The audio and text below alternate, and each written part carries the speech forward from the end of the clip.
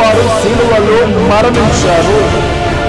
యేసుక్రీస్తు వారు తిరిగి లేచారు. లేఖనముల ప్రకారము సిలువ వేయబడి సమాధి చేయబడి 3వ దినమందు తిరిగి లేచారు.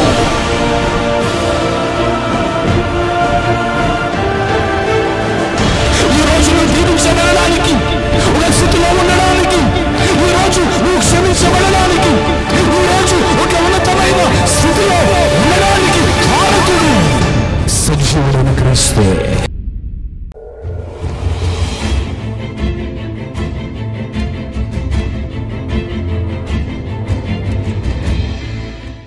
అందరికీ మరణాత.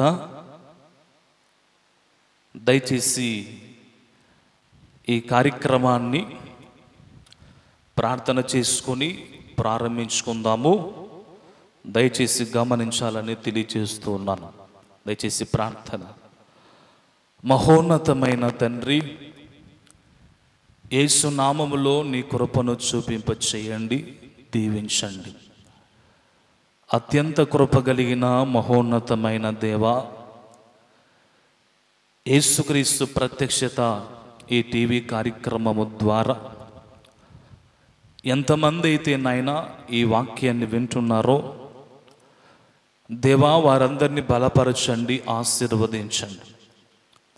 నీ బలమైన ప్రశస్తమైన కార్యమును యేసు నామములో జరిగింపచేసి మీ చిత్తము నెరవేర్చుము, నీ కృప చూపుమని ఈ సమయంలో వాక్యం కొరకై నిలబడినటువంటి మీ సేవకుడైన నన్ను మీ సిలువ చాటున మరుగు చేయండి.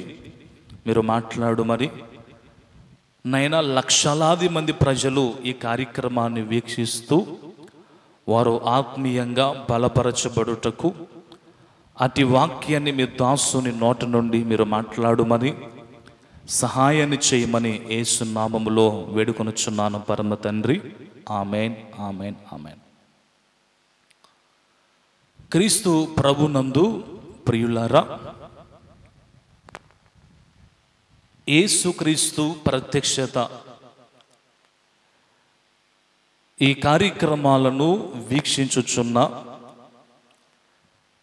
మీ అందరికీ ప్రభువైన యేసుక్రీస్తు నామంలో శుభములు, ఆశీర్వాదములు దేవుడు మీకు మెండుగా అనుగ్రహించును గాక. ఆమేన్, ఆమేన్, ఆమేన్. దేవుని వాక్యము కొద్ది నిమిషాలు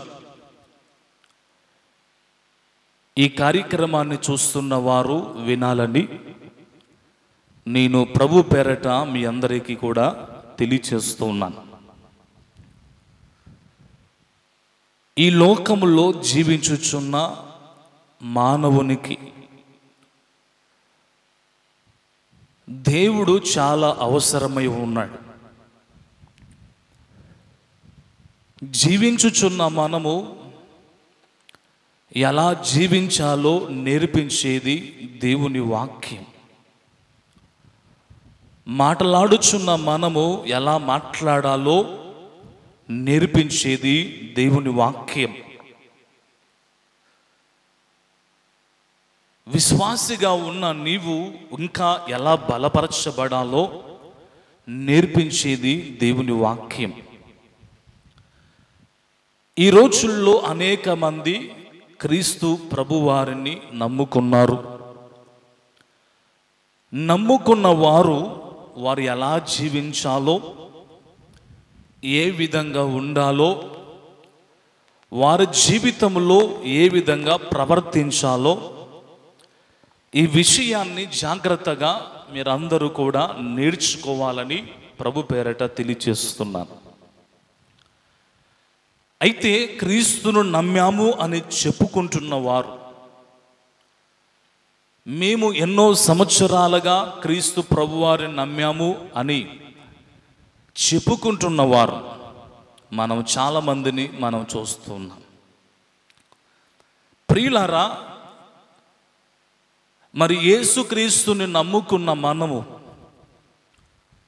ఎలా జీవించాలి, ఎలాంటి లక్షణాలు మనం కలిగి ఉండాలి అనేది చాలా ప్రాముఖ్యమైనది. ఈరోజు ఈ కార్యక్రమం ద్వారా మీ అందరికీ తెలియజేసే మాట ఏంటంటే, ఈరోజు అంశం ఏమిటంటే, ప్రభునందు ప్రియులారా, లేపబడిన వారైతే అను ఈ అంశాన్ని జాగ్రత్తగా వినాలని తెలియజేస్తున్నాను. లేపబడిన వారైతే. అందుకే బైబిల్ గ్రంథములో నుండి మనము చూస్తే కొలసీలకు రాసినటువంటి పత్రిక 3వ అధ్యాయము 1వ వచనాన్ని మనము జాగ్రత్తగా చదువుకుంటాం. మీరు క్రీస్తుతో కూడా లేపబడిన వారైతే పైనున్న వాటినే వెదకుడి. చాలు. క్రీస్తు ప్రభునందు ప్రియులరా, మీరు దేవుని వాక్యాన్ని జాగ్రత్తగా వినాలని తెలియజేస్తున్నాను. ఈ వచనములో రాయబడినట్లుగా మీరు క్రీస్తుతో కూడా లేపబడిన వారైతే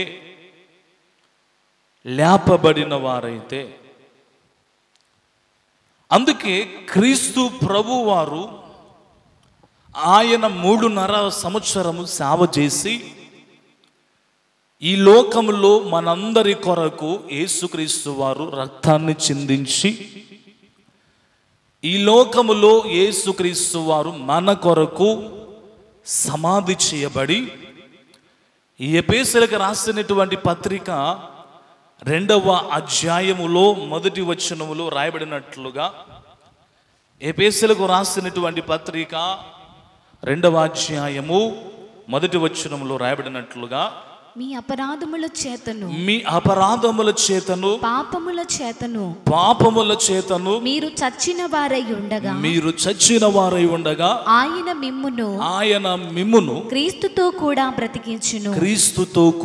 బ్రతికించెను. చాలా. క్రీస్తు ప్రభునందు ప్రియులారా, మన ప్రభువైన యేసుక్రీస్తు వారు మనము పాపముల చేత అపరాధముల చేత చచ్చిన వారమై ఉండగా క్రీస్తుతో కూడా మనల్ని బ్రతికించెను.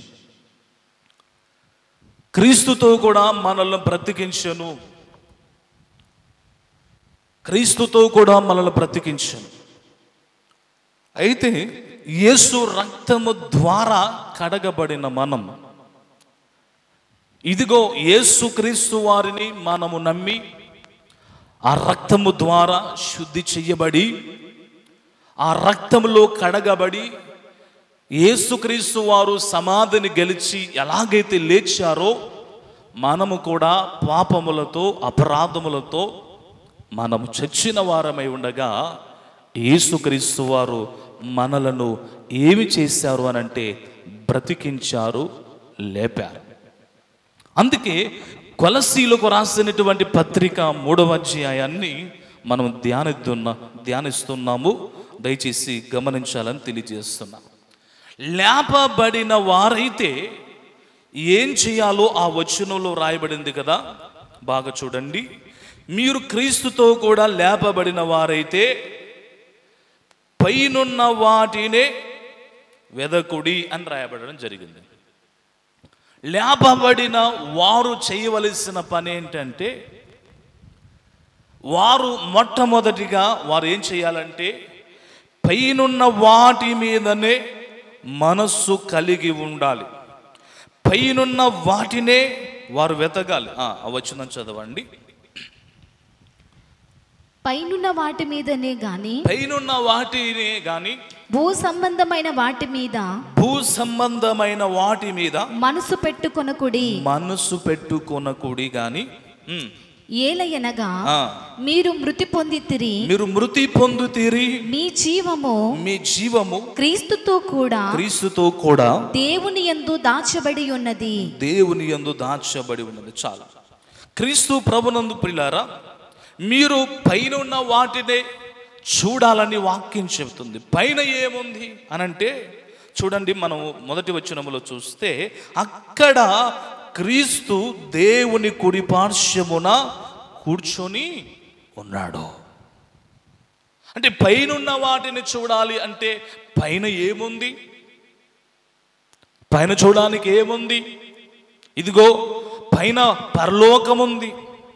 ఆ పరలోకములో యేసుక్రీస్తు వారు తండ్రి కుడి పార్శ్వమున కూర్చున్నాడు. ఆ పైన ఏముంది? పరలోకము, దేవదూతలు, 24 పెద్దలు, 4 జీవులైన వారు, భక్తులైన వారు ఉన్నారు. ఆ పైనున్నవాడు ఆయన మహాగణుడైన వాడు, పైనున్న దేవుడు శక్తి కలిగిన వాడు, పైనున్నవాడు మహోన్నతమైన వాడు, పైనున్నవాడు సర్వాధిపతి అయినటువంటి వాడు, పైనున్నవాడు మహాపరాక్రమశాలి అయిన వాడు, పైనున్నవాడు ఎవరంటే ఈ భూలోకాన్ని, ప్రపంచ దేశాలన్నిటినీ పరిపాలించగలిగినటువంటి మహాగణుడైనటువంటి దేవుడు ఆ పైన ఉన్నాడు. పైనున్న వాటిని మనం చూడాలి. ఎందుకనంటే భూ సంబంధమైన వాటి మీద మీరు మనస్సు ఉంచుకొనకుడి. క్రీస్తు ప్రభునందు పిల్లారా, మీరు క్రీస్తును నమ్ముకొని మీరు లేపబడిన వారైతే మీకు ఉండవలసినటువంటి ఒక లక్షణము ఏమిటంటే, మీరు బాగా జాగ్రత్తగా గమనించాలి. ఒక లక్షణం మీకు ఏముండాలంటే, పైనున్న మీద మీరు మనస్సు పెట్టుకోవాలి. పైనున్న వాటి మీదనే కానీ భూ సంబంధమైన వాటి మీద మనస్సు పెట్టుకొనకుడి. మీరు పరలోక సంబంధం కలిగిన వారిగా ఉండాలి. పైనున్న వాటిని వెతికే వారిగా ఉండాలి. మొదట ఆయన నీతిని, రాజ్యమును వెదకుడి అని చెప్పినట్లుగా మీరు బాగా జాగ్రత్తగా గమనించాలని ప్రభు పేరట నేను మీ అందరికీ తెలియజేస్తున్నా. భూ సంబంధమైన వాటి మీద మనము మనస్సు కలిగి ఉండకూడదు. మనము పైనున్న వాటి మీదనే మనస్సు కలిగి ఉండాలి.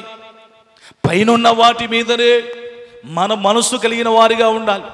ప్రభునందు ప్రియులారా, మీకు తెలియజేసే మాట ఏంటంటే, ఈ రోజులలో చాలామంది మేము క్రీస్తుతో కూడా లేపబడ్డాము, అపరాధముల చేత, పాపముల చేత చచ్చిన వారమై ఉండగా క్రీస్తు మమ్మల్ని బ్రతికించాడు అని చెప్పుచు, కానీ వారు ఒక లక్షణాన్ని పోగొట్టుకున్నారు. ఏంటి ఆ లక్షణం అంటే, పైనున్న వాటిని చూడట్లేదు, కానీ చాలామంది భూ సంబంధమైన వాటి మీద మనస్సు కలిగి ఉన్నారు.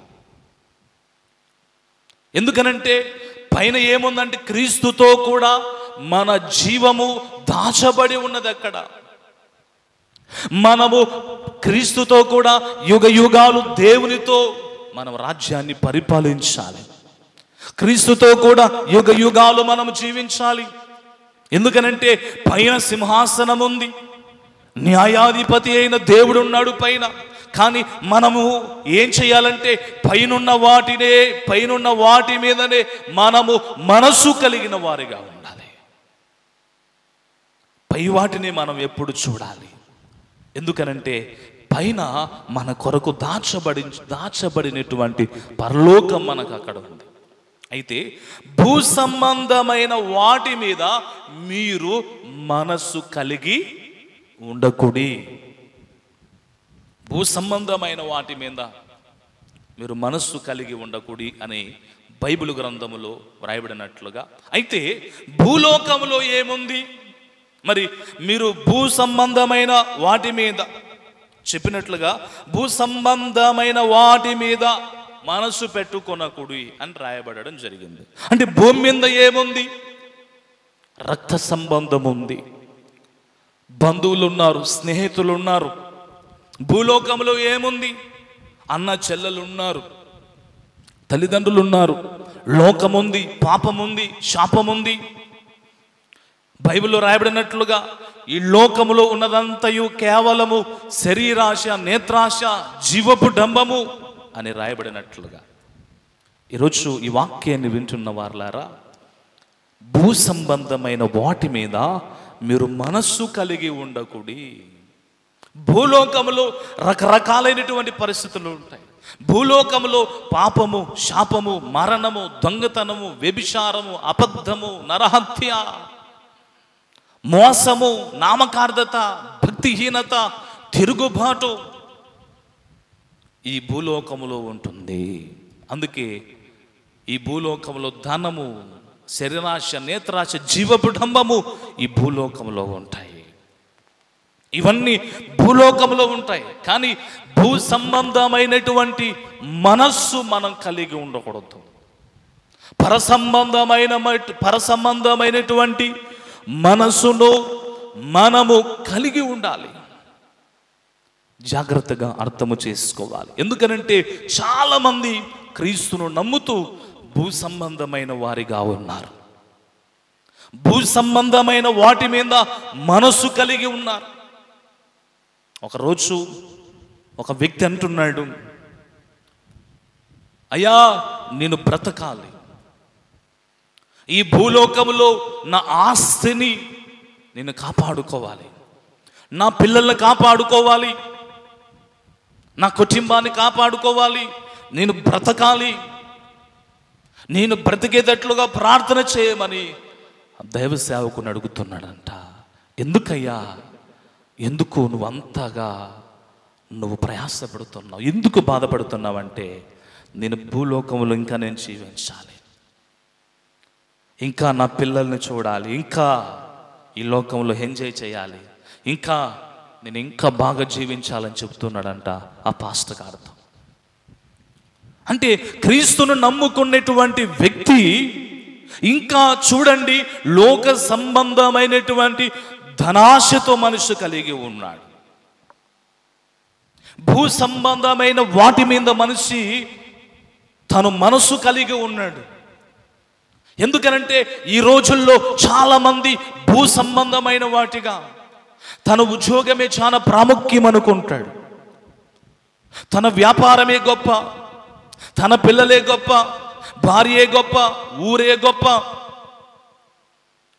తన జీవితంలో తను చేసేటువంటి పని ఎక్కువ. అంటే ఎప్పుడు చూచినా 24 గంటలు ఏమి తిందుమా, ఏమి తాగుదుమా అన్నట్లుగా మనిషి జీవిస్తూ ఉంటాడు. ఎప్పుడు భూ సంబంధమైన వాటిని గురించి ఆలోచన చేస్తూ ఉంటాడు. అది సంపాదించాలి, ఇది సంపాదించాలి, అది చెయ్యాలి, ఇది చెయ్యాలని చెప్పి భయంకరమైనటువంటి పరిస్థితుల్లో మనిషి ఉంటాడు. గమనించే మాట ఏంటంటే, ప్రభునందు ప్రియులారా, దేవుని వాక్యాన్ని వింటున్న మీ అందరికీ తెలియజేస్తున్న మాట ఏంటంటే, దేవుడు శక్తి కలిగిన బలమైన వాడు. మనము పైనున్న వాటి మీదనే మనసు కలిగిన వారిగా ఉండాలి. భూ సంబంధమైన వాటిలో భయంకరమైనటువంటి పరిస్థితులు ఉంటాయి. అందుకే ఒక భక్తుడు పాట పాడాడు, నమ్మవద్దు నమ్మవద్దు, పాడాడు, ఈ మాయాలోకం నమ్మవద్దు, పాడాలి. నమ్మవద్దు నమ్మవద్దు, ఈ మాయాలోకం నమ్మవద్దు, నమ్మవద్దు నమ్మవద్దు, ఈ మాయాలోకం నమ్మవద్దు, ఇది ఆశ చూపి మోసం చేయు, ఈ మాయాలోకం నమ్మవద్దు, ఇది ఆశ చూపి మోసం చేయు, ఈ మాయాలోకం నమ్మవద్దు, నమ్మవద్దు నమ్మవద్దు, ఈ మాయాలోకం నమ్మవద్దు. క్రీస్తు ప్రభునందు ప్రియులారా, నమ్మవద్దు ఈ మాయాలోకం. నీ అక్కల్లేరి, చెల్లెల్లేరి, నీ కొడుకుల్లేరి, కూతుర్లేరి, కోడల్లేరి, పోయినారా నిన్ను విడిచిపోయారా. గమనించే మాట ఏంటంటే, ఈ భూ సంబంధమైనటువంటి వాటి మీద మనం మనస్సు పెట్టుకుంటే మనం చెడిపోతాము. అన్ని సంబంధాల కంటే గొప్ప సంబంధము యేసును కలిగి ఉన్న సంబంధము గొప్పది. అన్ని సంబంధముల కంటే పర సంబంధమైనటువంటి బంధము చాలా గొప్పది. అన్ని బంధాల కంటే పర సంబంధమైనటువంటి ఆ బంధము గొప్పది. గమనించే మాట ఏంటంటే, మీ అందరికీ తెలియజేసే మాట, క్రీస్తు ప్రభునందు ప్రియులారా, జాగ్రత్తగా మీరు బాగా గమనించండి. అందుకే భూమి మీద మనసు ఉంచుకొనకుడి. భూలోకములో శరీరాశ, నేత్రాశ, జీవబిడంబం ఉంది. దేవుని పిల్లలారా, ఇది మీకు తగనిటువంటి జీవితం. లేపబడిన వారైతే మీకు ఉండవలసిన లక్షణం ఏమిటంటే పైనున్న వాటిని చూడాలి. మీరు పైనున్న వాటినే మీరు చూడాలి. మీరు పైనున్న వాటిని ఎప్పుడైతే చూస్తారో, నీవు భూలోకం మీద మనసు ఉంచుకో. ఎందుకనంటే నువ్వు యేసును మాత్రమే చూస్తావు. ఆ పైన ఉన్నటువంటి ఆ దేవుణ్ణి, ఆ పైన ఆ సింహాసనంలో ఉన్న ఆ ఘనుడైన దేవుణ్ణి మనము చూడగలిగినటువంటి మనోనేత్రాలు దేవుడు మనకు అనుగ్రహించాలి. క్రీస్తు ప్రభునందు ప్రియులారా, మరి లేపబడితే నీకు ఉండవలసిన లక్షణం ఏంటంటే పైనున్న వాటిని చూడాలి. భూ సంబంధమైనటువంటి వాటి మీద మీరు మనసు పెట్టుకొనకుడి. మీరు ఆ మనసు కలిగి ఉండడం అది మీకు మంచిది కాదు అని ప్రభు పేరట నేను మీ అందరికీ కూడా నేను తెలియచేస్తున్నాను. దేవునికి స్తోత్రం కలుగును గాక, దేవునికి మహిమ కలుగును గాక. గమనించే మాట ఏమిటంటే, ప్రభునందు ప్రియులారా, మీ అందరికీ తెలియజేస్తున్న మాట బాగా గమనించాలి. అయితే రెండవదిగా మీకు తెలియజేసే మాట ఏమిటంటే, మనము ఏమి ధరించుకోవాలి అని అంటే ప్రేమను ధరించుకోవాలి. ప్రేమను ధరించుకునేటువంటి ఒక చక్కటి పరిస్థితులు మన జీవితంలో ఉండాలి. గమనించే మాట ఏమిటంటే, ప్రభునందు ప్రియులారా, ఎందుకనంటే చూడండి, మనం దేవుని వాక్యాన్ని ఒకసారి చదువుకుందాము. అదే కొలస్సీలకు రాసిన పత్రిక 3వ అధ్యాయం 14వ వచనాన్ని చదువుకుందాం.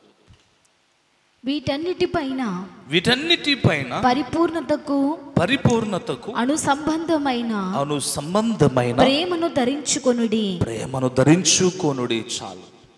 అయితే లేపబడిన వారమైతే మనము, లేపబడినటువంటి వారుగా మనము ఉంటే, ప్రభునందు ప్రియులారా, మనము ప్రేమను ధరించుకోవాలి. ప్రేమను ధరించుకునేటువంటి వారిగా మనము జీవించాలి. ఎందుకనంటే ప్రేమ శ్రేష్టమైనది. అంటే ఏ ప్రేమ ధరించుకోవాలి? ప్రేమలో చాలా రకాలు ఉన్నాయి.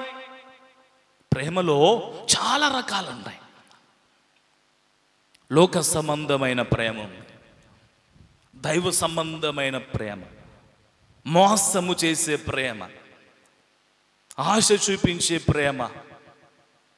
అంటే ఈ లోకంలో ఎన్నో ప్రేమలు ఉన్నాయి. ద్రోహము చేసే ప్రేమ, నాశనము చేసే ప్రేమ.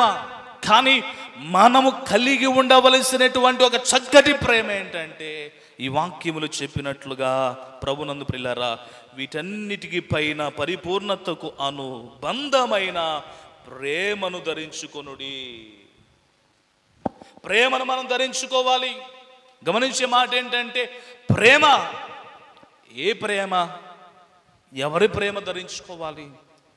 మనము ఎవరి ప్రేమలో మనం జీవించాలి అంటే, ప్రభునందు ప్రియులారా, ప్రేమ అనబడేటువంటి మాటకు అర్థం ఏంటి? అసలు ప్రేమ అనబడేటువంటిది ఎంత గొప్పది! ప్రేమ అనబడేటువంటి మాట చాలా శ్రేష్టమైనది. కానీ నిజమైన ప్రేమ యేసుక్రీస్తు వారి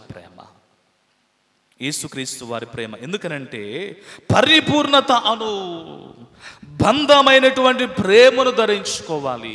యేసు ప్రేమను మనం ధరించుకోవాలి. ఎందుకనంటే యేసు ప్రేమ చాలా గొప్ప ప్రేమ.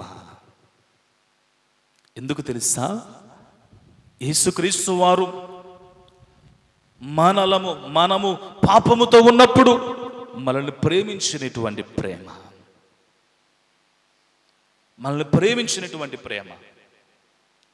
అందుకే కొంత భక్తులు పాడారు, ఎందుకో నన్నింతగా నీవు ప్రేమించితివి ఇచ్చితివో దేవా, అందుకు నా దీన స్తుతి పాత్ర.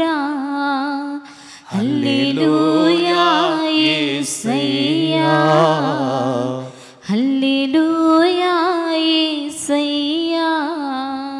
ఎందుకో నన్ను ఇంతగానో ప్రేమించా అంటే యేసుక్రీస్తు వారి ప్రేమ ఎలాంటిది అనంటే ఆశించి ప్రేమించే ప్రేమ కాదు యేసు ప్రేమ. మనుషుల ప్రేమ ఎలాంటిదంటే ఆశించి చూపించే ప్రేమ, కష్టాల్లో వదిలేసే ప్రేమ. నిజంగా ప్రభునందు ప్రియులారా, మనము జాగ్రత్తగా మనం గమనిస్తే ఈ లోకములో ప్రేమ అనబడి ముసుగులో ఎన్నో మోసాలు, పాపాలు జరుగుతూ ఉన్నాయి.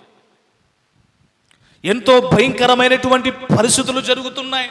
కానీ మనము ధరించుకోవలసినటువంటి ప్రేమ ఏమిటంటే యేసు ప్రేమను మనం ధరించుకోవాలి. యేసుక్రీస్తు వారి ప్రేమను మనం ధరించుకున్నప్పుడు మనము అనేకులను మనం ప్రేమించగలుగుతాం. ఎందుకు తెలుసా ప్రభునందు ప్రియులారా, ఈ భూలోకంలో ఒక మాట మీ అందరికీ తెలియజేసే మాట, ప్రేమ ఎప్పుడు మనిషిని బాధించదు. ప్రేమ ఎప్పుడు ఒక తండ్రికి తల్లిదండ్రులను మోసం చేయదు. చాలామంది ఈ రోజుల్లో యవనస్తులైన కుమారులు, కుమార్తెలు వారు చదువుకోవడానికి కాలేజీకి పంపిస్తే, హాస్టల్కి పంపిస్తే వారు చదువుతూ ప్రేమ అనబడేటువంటి ఆ జీవితంలో జీవిస్తూ చివరికి ఏం చేస్తారు అనంటే చివరికి తల్లిదండ్రులనైనా వదులుకోవడానికి అబ్బాయి అయినా సిద్ధపడతాడు, అమ్మాయి అయినా సిద్ధపడతాడు. ఎందుకనంటే ప్రేమ తల్లిదండ్రులను మోసము చేయదు కదా. తల్లిదండ్రులు ఎంతగానో తల్లిదండ్రులు ఏం చేశారనంటే పిల్లల్ని ప్రేమించారు. వారు చదవాలి, వారి జీవితం బాగుండాలని ప్రేమించినటువంటి ఆ ప్రేమకు ప్రతిగా వారు ఏం చేస్తున్నారంటే తల్లిదండ్రులనే విసర్జిస్తూ ఉన్నారు. తల్లిదండ్రులనే విసర్జించేటువంటి పరిస్థితి. ఎందుకనంటే ప్రేమ ద్రోహము చేయదు. ఒక అమ్మాయి అంటుందంట, అమ్మా నేను ఒక అబ్బాయిని ప్రేమిస్తున్నాను, నేను అతన్నే వివాహం చేసుకుంటాను అంటే తల్లి అన్నదంట, అమ్మా నువ్వు అలాంటి పని చేయొద్దు, నేను నీ మీద గొప్ప ఆశ కలిగి నేను ఉన్నాను, నీవు ఇంకా నీ జీవితం ఇంకా చాలా ఉంది, నీవు ఇంకా చదవాలి, నీవు ఇంకా ఒక ఉన్నతమైనటువంటి ఫ్యూచర్లోకి నువ్వు వెళ్ళాలి. నా ఉద్దేశం వేరుగా ఉందమ్మా, దయచేసి నేను నీ మీద ఎన్నో ఆశలు పెట్టుకున్నాను, దయచేసి నువ్వు వదిలేసేయి ఇంతటితో దానిని అని చెప్తే కూతురు అంటుందంట, లేదు నిన్ను వదులుకోవడానికైనా నేను సిద్ధము, కానీ నేను అతన్ని మాత్రం వదులుకోనని చెప్పి ఏం చేసింది తెలుసా, తల్లిని వదిలిపెట్టి వెళ్ళిపోయింది. భర్త చనిపోతే కూతురు ఒక్కగానొక కూతురని బాగా పెంచి ఒక ఉన్నతమైన స్థితిలోనికి, ఒక ఉన్నతమైన వాటిలోనికి ఆ అమ్మాయిని చూడాలని, భవిష్యత్తు చూడాలని ఆశపడినటువంటి ఆమె నోట్లో కొట్టింది దుమ్ము, కొట్టేసింది దుమ్ము, ఆమె నోట్లో దుమ్ము కొట్టేసింది. ప్రేమ ఎప్పుడు తల్లిదండ్రులకు ద్రోహం చేసేది కాదు. ఈ రోజుల్లో క్రైస్తవుల్లో కూడా మేము ప్రభువుని నమ్ముకున్నామని చెబుతూ ప్రేమాయణం సాగుతుంది, మోసం జరుగుతుంది. జీవితంలో అనేక మంది నష్టపోతున్నారు. జాగ్రత్త, బీ కేర్ఫుల్, చాలా జాగ్రత్త. ఎందుకనంటే మీరు చేస్తుంది తప్పు. ఇప్పుడు ప్రేమ హాని చెయ్యదు, ప్రేమ ఉప్పొంగదు, గర్వపడదు. అందుకే పౌలు గారు ఏమంటారు అనంటే బైబిల్ గ్రంథంలో చూస్తే కొరింథీయులకు రాసినటువంటి పత్రిక మొదటి పత్రికలో 13వ అధ్యాయంలో చూస్తే పౌలు గారు అక్కడ మాట్లాడతాడు, ప్రేమను గురించి మాట్లాడతాడు. మొదటి వచనం,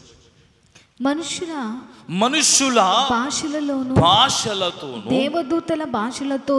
దేవదూతల భాషలతోను నేను మాట్లాడినను ప్రేమ లేని వాడనైతే మ్రోగెడు కంచును గనగనలాడు తాళమునై ఉందును. ప్రవచించు కృపావరములు కలిగి మర్మములన్నీయు జ్ఞానమంతయు ఎరిగిన వాడనైనను కొండలను పెగిలింపగల పరిపూర్ణ విశ్వాసము కలిగిన వాడైనను ప్రేమ లేని వాడనైతే వినండి, ప్రేమ లేని వాడనైతే నేను వ్యర్థుడను. దేవదూతల భాషలతో నేను మాట్లాడిన, పరిపూర్ణ విశ్వాసము కలిగిన వాడనైనా, కొండలను పెగిలింపగల పరిపూర్ణ విశ్వాసము కలిగిన వాడనైనా, నేను ఎలాంటి వాడినైనా కానీ ప్రేమ లేకపోతే వ్యర్థుడను అని అంటున్నాడు. ప్రేమ లేకపోతే వ్యర్థుడను అని చెప్తూ ఉన్నాడు. వాక్యాన్ని వింటున్న వారులారా, ప్రేమ చాలా ప్రాముఖ్యమైనది. లేపబడిన నీకు ఉండవలసిన లక్షణం ఏమిటంటే ప్రేమను ధరించుకోవాలి. ఏ ప్రేమనంటే యేసు ప్రేమను ధరించుకోవాలి. యేసుక్రీస్తు ప్రేమను మీరు ధరించుకోవాలి. యేసుక్రీస్తు ప్రేమను ఎప్పుడైతే మీరు ధరించుకుంటారో మీరు పరిపూర్ణము కలిగిన వారు అవుతారు. ఎందుకంటే యేసు ప్రేమ మనలను విడిచిపెట్టేది కాదు.